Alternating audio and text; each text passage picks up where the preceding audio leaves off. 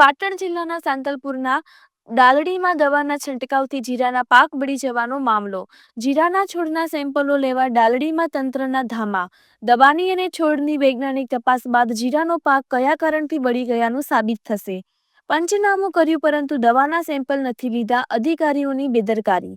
રાધનપુર એગ્રોથી દવા લાવ્યા બાદ જીરામાં છંટકાવ કર્યો, જે છંટકાવના 4 દિવસ બાદ જીરું બળીને ખાખ થઈ જતા ખેડૂતો પર આફત આવી પડી. ડાલડી ગામે જીરાના પાકમાં ખેડૂતોએ મોલો-મસ્સી માટે રોગનું નિયંત્રણ આવી તેમજ પાકને બચાવવા દવાનો છંટકાવ કર્યો હતો.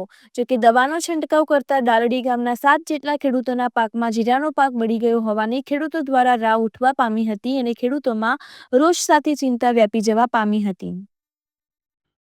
મારું નામ આહિર ઠેંગારભાઈ મહાદેવભાઈ, ગામ ડાલડી, તાલુકો સાંતલપુર.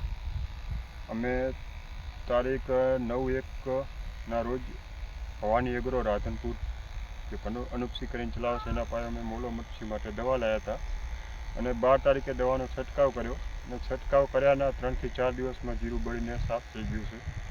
આ વિશે અમે ખેતીવાડી વિભાગ પાટણમાં રજૂઆત કરેલી અને ગઈકાલે કૃષિ વૈજ્ઞાનિકો અને અધિકારીઓ આવ્યા હતા પંચનામા માટે અમે ખેડૂતોએ દવાનું સેમ્પલ આપવાનું જણાવેલ પર અધિકારીઓએ દવાનું સેમ્પલ લેવાની ના પાડેલ છે અને એનું એવું કહેવું છે કે અમે કંપની કે એગ્રોમાંથી દવાનું સેમ્પલ લઈ લઈશું અને ક્યાંક ને ક્યાંક સરકારી અધિકારીઓ, એગ્રો સેન્ટર અને દવા કંપનીઓ ક્યાંક ને ક્યાંક મળેલા હોય છે અને ખેડૂતોને ન્યાય મળતો.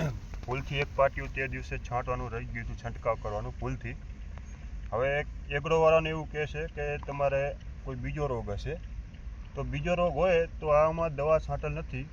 આ પાટિયામાં કોઈ જાતનો રોગ નથી કે કોઈ જાતનો રોગ નથી, છતાં એગ્રોવાળાનું એવું કહેવું છે કે તમે કોઈ રોગ આવ્યો છે અને તો એ સ્વીકારવા તૈયાર નથી કે અમારી દવાથી આડઅસર થઈ છે.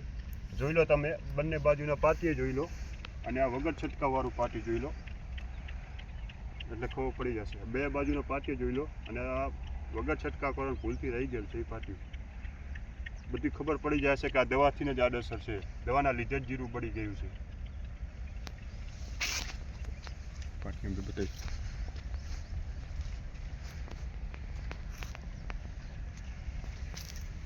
આ છે વગર દવા છાંટેલ છે, વગર દવા છાંટેલું પાટિયું છે. બે બાજુનો પાટિયો જોઈ લો તમે.